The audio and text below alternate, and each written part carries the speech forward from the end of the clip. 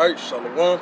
With a brother, this is Brother Tazabah and the brother Kasha Kwala from the GMS Atlanta Church. We start off by giving all glory and infinite praises unto Yahweh, Ba'ashem, Shah, Ba'ashem, Kadash. The understar apostles and elders at Great Millstone, they're teaching that real well. Salutations unto the Akim throughout the four corners that are putting their life on the line week in and week out. Salutations to the few women and children that subscribe to this truth and faith and sincerity, all charity and subjection, that is the key. And with that, man, we just wanted to come through, real quick with a Godspeed and, edify brothers and basically exhort brothers to continue to fight, man. We're fighting that good fight of faith, man.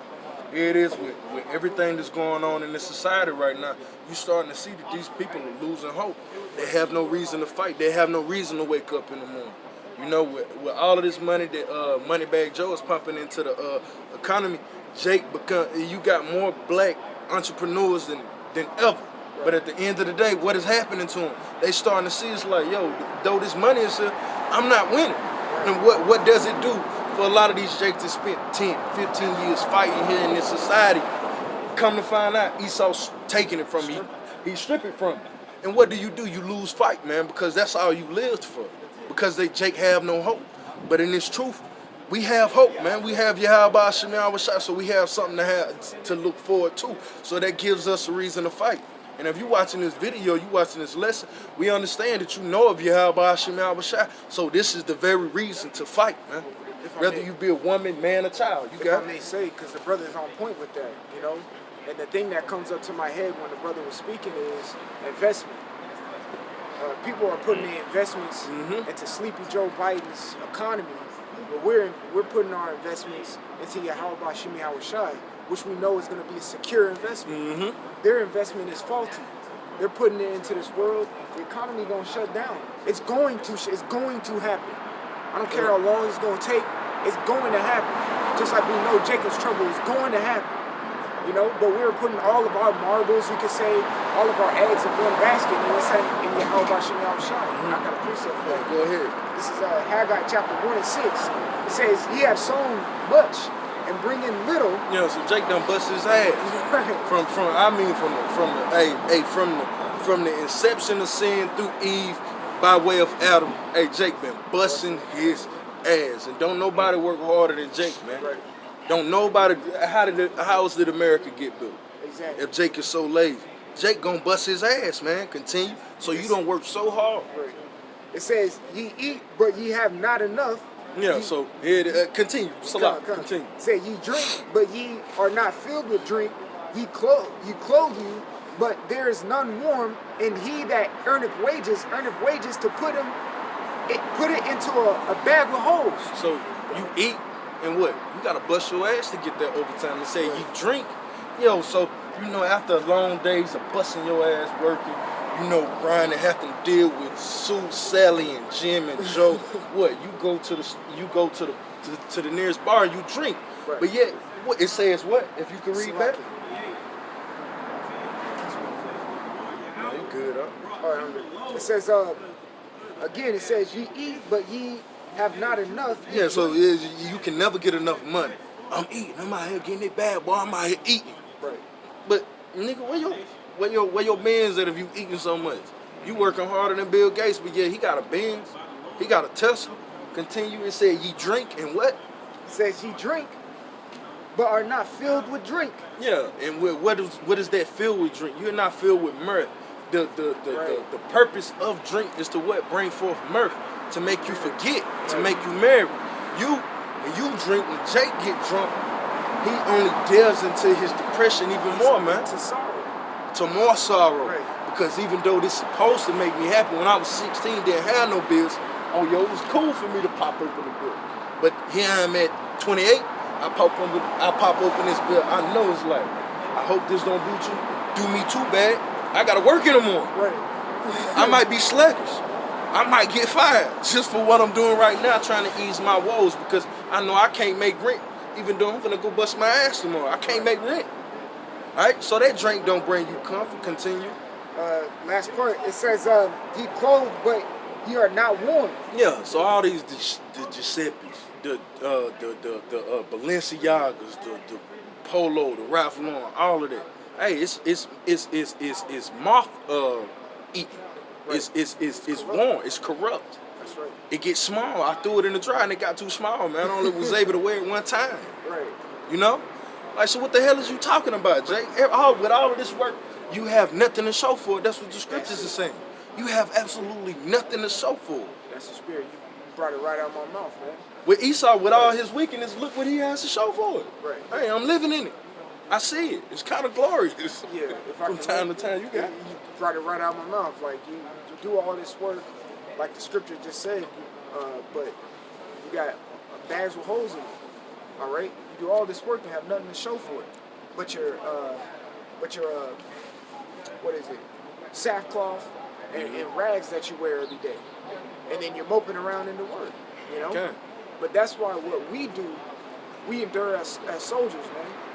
And we have faith in a power that knows it's going to get us out of this predicament that we're in. Okay. I'm going to go ahead and go to Timothy. You got it. Hey, I was just going to tell you, pull it.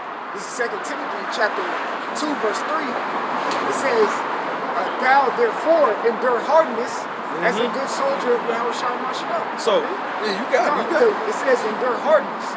Man, this life that we live, man, it sucks. Let me say it just as simplistic as possible. You know, they say, but vulgar language, which means common speech. It sucks. Straight up.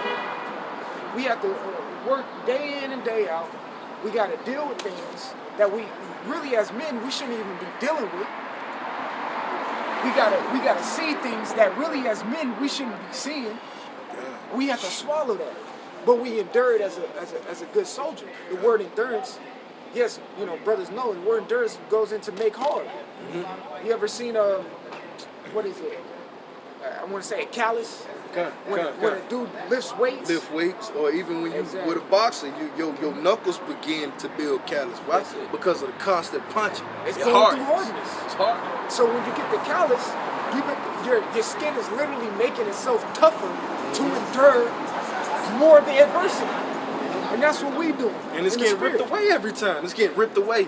It's getting ripped away, and what? When it builds itself back, I gotta come tough. You remember the last time I punched this this way, I ripped off. It's like, nah, not this time. I wanted to pull the definition for soldier. It says a champion of the cause of Hamashiach.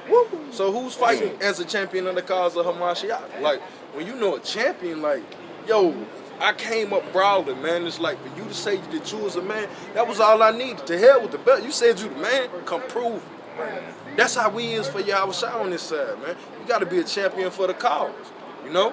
And depending on whatever gift the Lord give you, you utilize it. If speed is your gift, hey, Floyd Mayweather him. If strength is your is your gift, hey, Mike Tyson, George Foreman his ass, man. If knowledge is your gift, Andre Ward him, man. It's all about how will you defend this, the cause of Yahushua, man. How will you defend this gospel? How will you stand on your soapbox, and how will you stand in your lot, man? And that goes into magnifying your office. So whatever position that you are put in a particular order, magnify your office. Mm-hmm. Do what you were put in the position to do at the best of your ability. The scriptures say whatever you find your hand to do it with all that might. And also, what is that? I want to say in Philippians, if I'm not mistaken, it tells you to, I want to say, no, Colossians. Do it heartily, but not towards men, but towards the Lord, Yahweh Bashem Yahushua. Simple. You know? And what is that heartily? That's the sincerity, man. That's right. Hey, you'll bring read that back, Baba Josiah?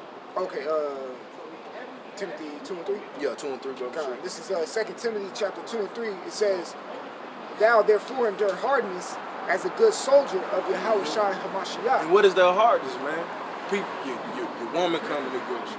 Your mother telling you that you're crazy. People telling you, dude, you wasted a college degree just to do this. You telling me you stop, you quit this job just because they was asking you to shave your beard, to do this, to work minimum wage. That's the other part of that hardness is what's coming, man. When your face, here it is, you ain't never been known for nothing. But now your face is on CNN, your face is on CBS, and you're such and such and such and such.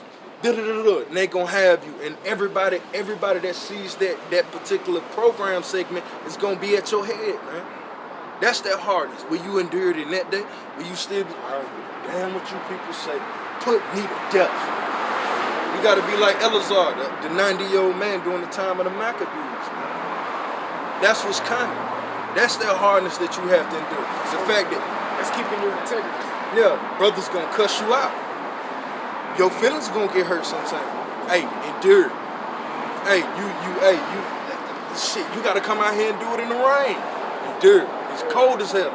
Endure. That's the hardness of a soldier because he's built for every climate, man.